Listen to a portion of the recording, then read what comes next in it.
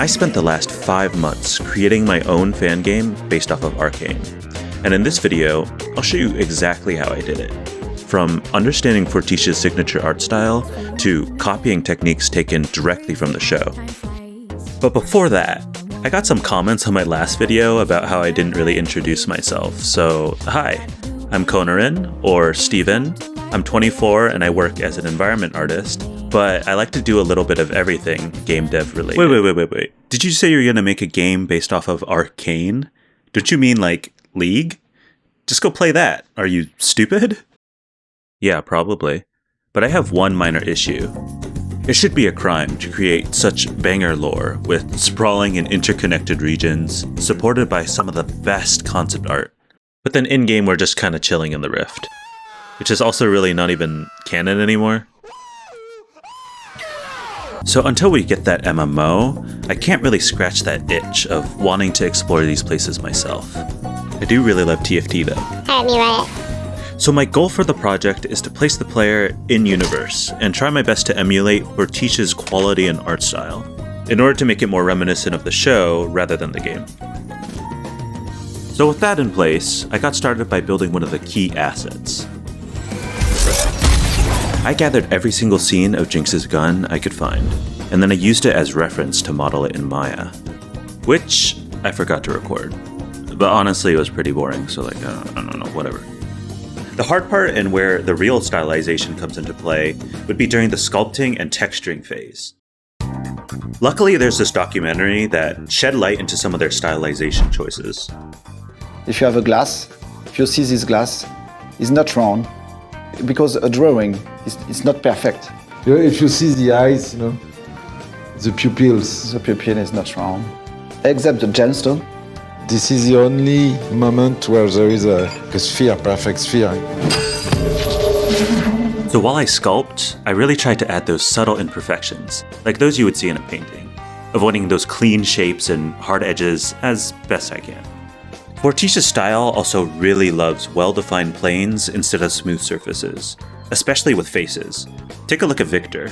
They break down the face into clear shapes that catch the light dramatically, giving the signature sculpted, painterly look.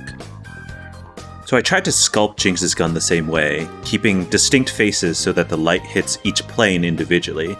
It's subtle, but it'll definitely help when I get to texturing.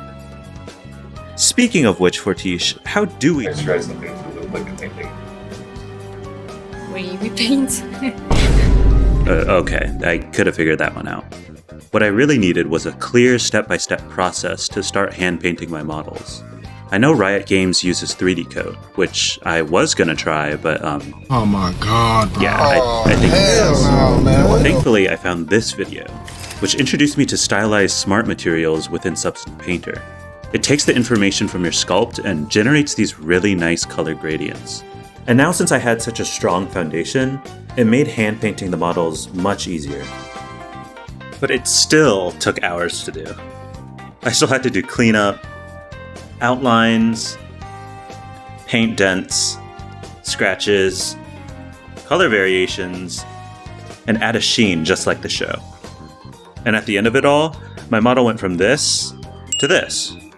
All that's left for me is to import it into Unreal and— oh my god, that does not look like Arcane. The base color was fine, but how do you paint shininess? I rewatched the show for some ideas, and I found a few things. It looks like the reflection of the light on shiny objects are usually faked in post. The shininess of these objects are achieved through layering and with a significant amount of bloom added to create this glowing effect.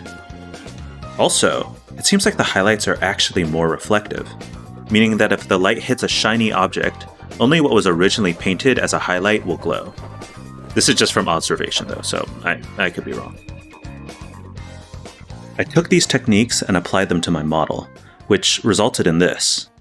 Overall, I felt my attempt was pretty close to the show, and now that I was confident I could mostly emulate the style, it was time to take what I learned and start making the game.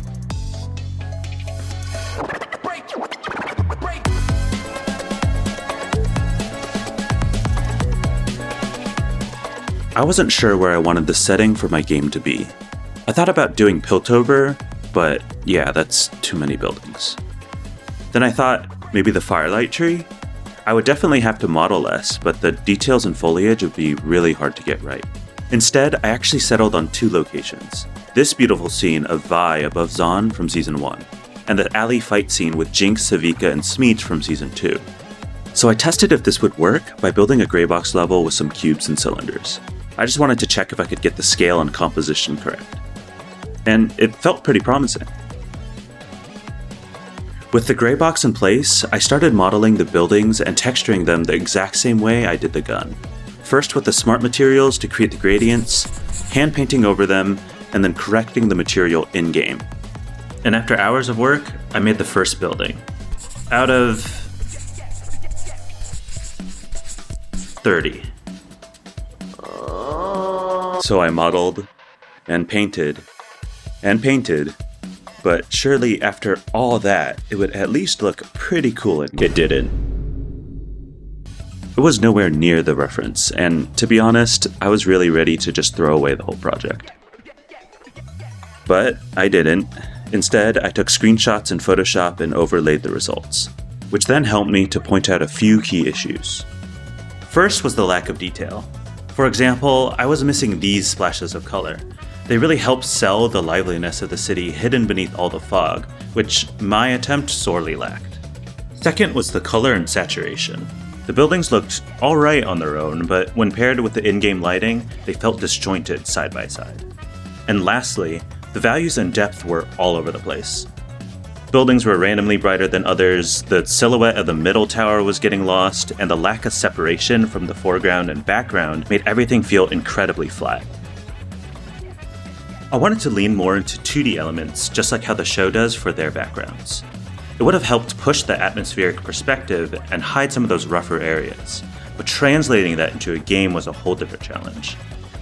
Unlike the camera in animation, a freely moving player camera meant those 2D tricks would fall apart almost instantly. Or would it? Instead of creating full 2D backgrounds, I had the idea to use 2D brushstrokes that I could place dynamically into my environment. This would mean that I could add detail exactly where I needed it without having to go back and forth repainting each object. All I did was create a library of brushes and textures. I then added a really simple material so that I could have full control over the color, contrast, opacity, and glow. And I use these everywhere, to place those flashes of light, to add some detail, and as fog to create a little more depth. And without changing too much, it was already looking so much better. I also ended up adding little bits of Piltover you could see peeking over the top of the ravine. I thought it helped sell the story and lent itself more towards that painterly feeling. So with everything I learned in mind, I finished up the rest of the background. I didn't have any direct reference for the top of the tower, so I just had to come up with my own design. But there was plenty of concept art of Zaun, so I think it came out alright. And if you watched my previous video, you might notice that the sky looks a little familiar. I implemented the same techniques and textures, which I then edited to make that nice shade of ugly Zaun green.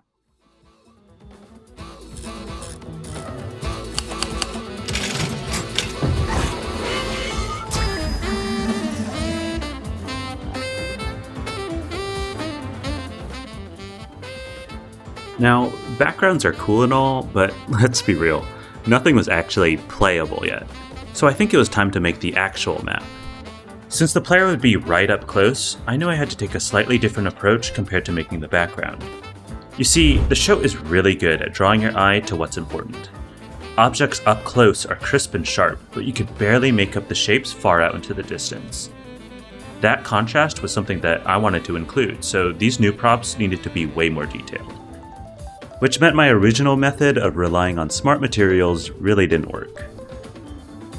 But luckily, there's plenty of art that I could use to help me mimic that art style. So learning to paint like the show wasn't that difficult, just super time consuming. And here are some of my favorites. I feel like at this point I was getting much better at painting these assets. But it wasn't just models. I also made tileable materials too. Like this ground material that I sourced straight from the show. I modeled everything in ZBrush, and then I painted on it directly in Photoshop. I also set up a blend so that I could vertex paint detail in-game. It was still looking a little bland though. Got some good buildings in, but I really needed to add more detail if I wanted the area to look more lived in. So I modeled some smaller assets like these boxes that I referenced from Season 1. And pipes. A lot of pipes. In all, I made about 50 individual assets just for the alley alone. Some were smaller than others, but the alley felt so much better after each one I made. Oh shit, hey Miku. And I'm sure some of you are wondering, when did you make the first person animations? Well, I didn't. These guys did, using this plugin, which has honestly become my favorite FPS template so far. And it also included the AI that would later become the Piltover Enforcers. Outside of the template though, I did add this ability for the player, which I dubbed Shimmer Speed. It slows down time for just a few seconds, letting you pull off dodges just like how Jinx does in the show. Speaking of things I'm not an expert on, VFX. VFX were something that I really wanted to get right, since the show made them look super cool. If you weren't aware already, the VFX are all hand-drawn and layered on top of the existing footage.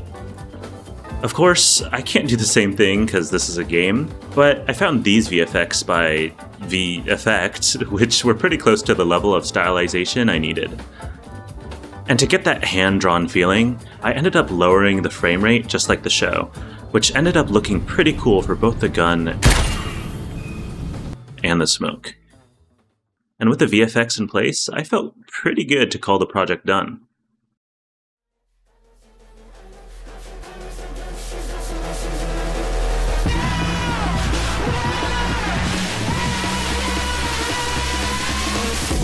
I can see it in your face.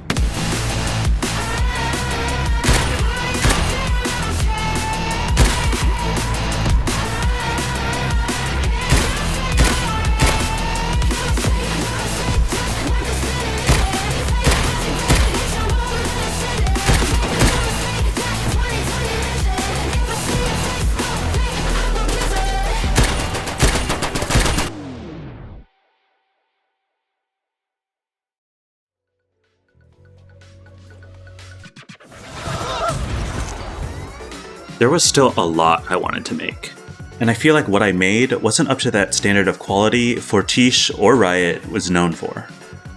And even with that, I still ended up cutting out a bunch of content, so for fun, I'll list it all here. But I did achieve my goal of creating a small playable section of Zaun with some basic gameplay, and I'm happy with all the techniques I learned and excited to try again in the near future. And if you enjoyed, please subscribe. These videos take months to make, so I would love if you could be here for the next one. Everyone on my last video voted that I should make my take on Bloodborne 2, so as promised, I'll be working on that. So let me know what you think needs to be in that video. I also want to make shorter content so I can upload without taking 6 months. Sorry. So if you want to see a specific type of content, let me know. I'm even considering breaking up my Bloodborne video into 2 parts, one for the concept art and the other for the actual game. Lastly, I want to say thank you to everyone who has watched my previous video. At the time of making, it has over 500,000 views and it has even got me YouTube partnered, which is insane. I got a lot of messages from you guys, but it's been difficult to keep up with it all, so if you're interested, join the Discord. If you want to share your art, have any questions, or just want to say hi, that's the best place to do it. And I would love to feature the amazing stuff you guys are working on the next video. Alright, bye!